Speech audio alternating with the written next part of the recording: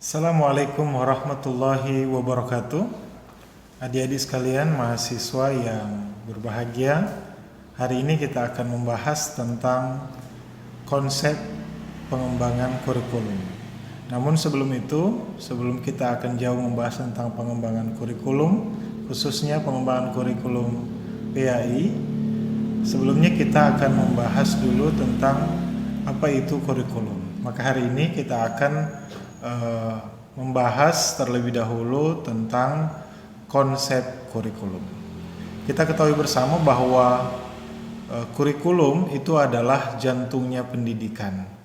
Ini adalah pendapat dari William Schubert yang menyatakan bahwa kurikulum itu adalah jantungnya pendidikan.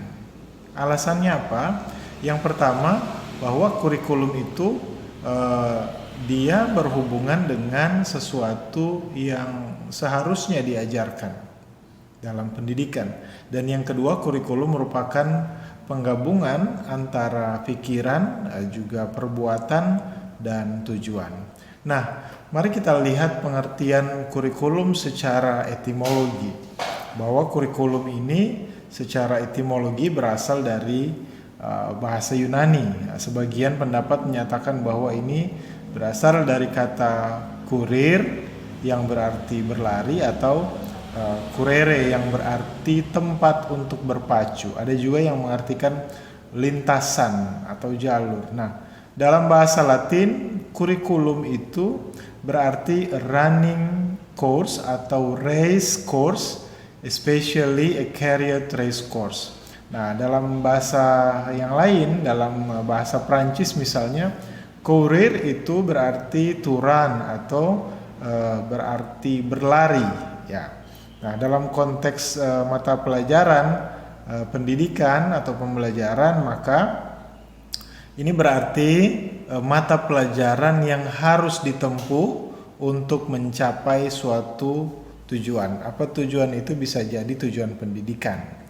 Nah, kalau kita lihat adik-adik sekalian dalam Undang-Undang Sisdiknas nomor 20 tahun 2003, di sana disebutkan istilah kurikulum. Apa arti kurikulum menurut Undang-Undang Sisdiknas? Kurikulum merupakan seperangkat rencana atau pengaturan mengenai tujuan, mengenai isi dan bahan pelajaran, serta cara yang digunakan sebagai pedoman dalam penyusunan kurikulum tingkat satuan pendidikan dan silabusnya pada setiap satuan pendidikan.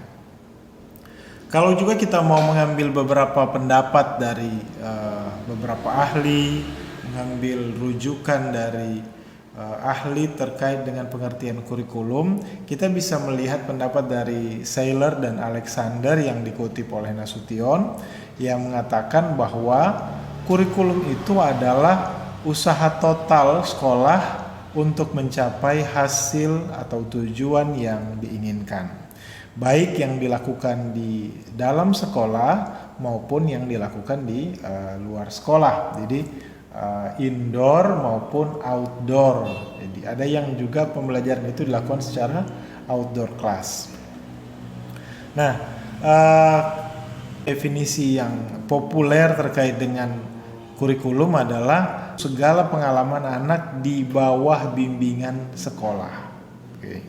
Nah, dalam hari ini sekolah itu telah merumuskan kegiatan pembelajaran apa saja yang akan dilakukan baik di dalam maupun di luar kelas, di dalam maupun di luar sekolah. Untuk apa tujuannya? Memberikan pengalaman belajar kepada anak.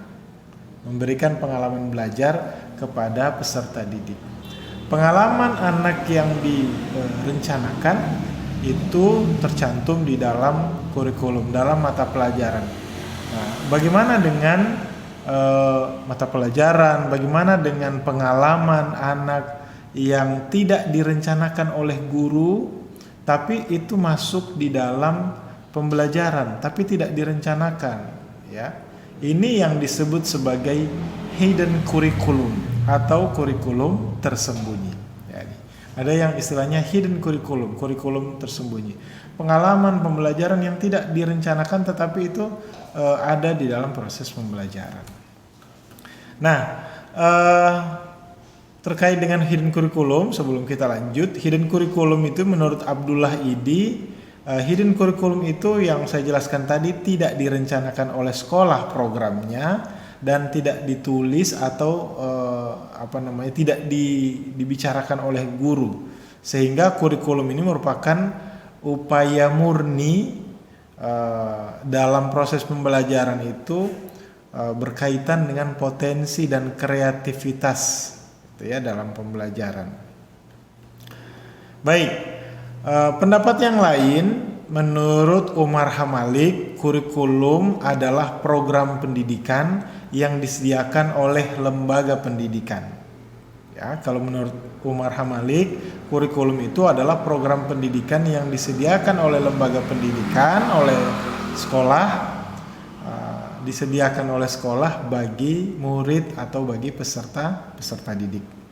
Berdasarkan dari program itu, peserta didik melakukan berbagai kegiatan belajar sehingga mendorong perkembangan dan pertumbuhannya sesuai dengan tujuan pendidikan yang telah ditetapkan.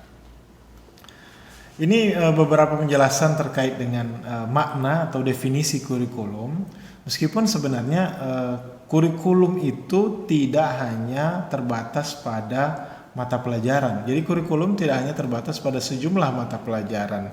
Namun ada juga yang mengatakan bahwa kurikulum itu juga berkaitan dengan segala sesuatu yang berhubungan dengan proses pembelajaran atau segala sesuatu yang mempengaruhi tercapainya tujuan pendidikan.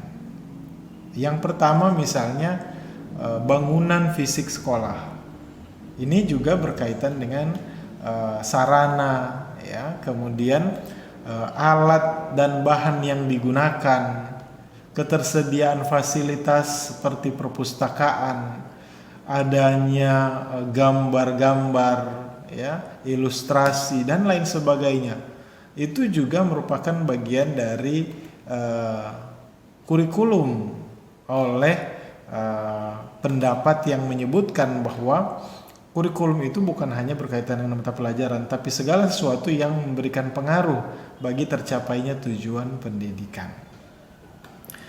Oke, selanjutnya adik-adik mungkin bisa mencari rumusan, definisi, pengertian lain tentang kurikulum dari berbagai ahli, dari berbagai sumber, dari berbagai tokoh. Silahkan dikumpulkan, minimal Anda memiliki 3 pengertian kurikulum dari berbagai sumber, itu sudah cukup sebagai perbandingan nanti Anda untuk mengetahui tentang kurikulum, pengertian kurikulum. Kita pindah ke bahasan berikut.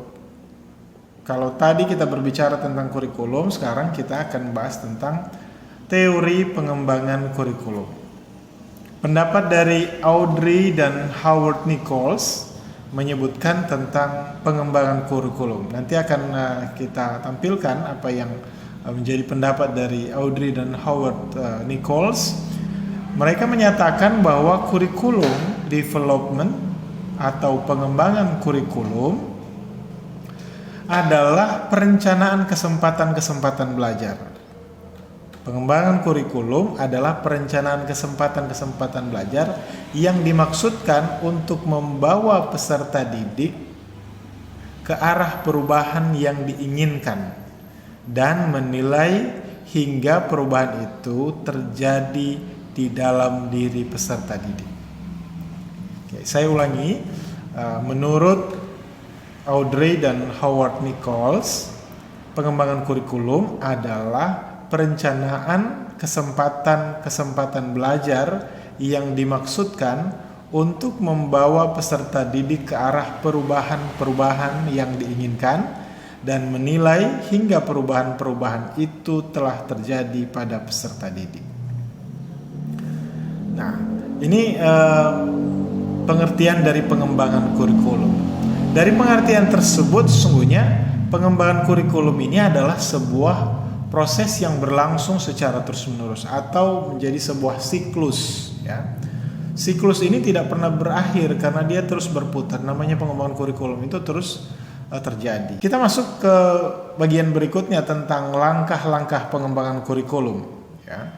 Kita melihat langkah pengembangan kurikulum ini, yang pertama menurut Tyler, kita perlu untuk merumuskan tujuan pendidikan. Nah, kita sudah mungkin pernah mempelajari tujuan-tujuan pendidikan yang dirumuskan mulai dari tujuan nasional, tujuan institusional, dan tujuan pembelajaran. Tujuan nasional kita lihat di Undang-Undang Sistem Pendidikan Nasional. Ya. Kemudian dari tujuan nasional, tujuan pendidikan nasional itu disusunlah tujuan institusional, tingkat lembaga pendidikan, tingkat institusi. Dan kemudian tujuan pembelajaran atau tujuan instruksional. Nah, dari tujuan ini kemudian kita akan memilih isi, metode, penilaian, bahan pembelajaran. Nanti kita akan sesuaikan. Dan yang kedua, langkah pengembangan kurikulum adalah menyusun pengalaman belajar. Pengalaman belajar ini perlu untuk disusun, untuk memberikan gagasan kepada guru tentang rincian kegiatan pembelajaran yang harus dilaksanakan. Jadi pengalaman belajar itu harus ada agar guru dapat menyusun rincian kegiatan pembelajaran. Itu diberikan pengalaman belajar apa yang mau diberikan kepada peserta didik. Baik, sampai di sini dulu untuk kuliah kita berkaitan dengan satu, konsep kurikulum, pengertian kurikulum, dua, tentang teori pengembangan kurikulum, dan yang terakhir tadi yang saya bahas adalah langkah-langkah pengembangan kurikulum. Itu yang menjadi bahasan kita untuk pertemuan kali ini. Nanti kita akan lanjutkan pada video pembelajaran berikutnya. Terima kasih. Assalamualaikum warahmatullahi wabarakatuh.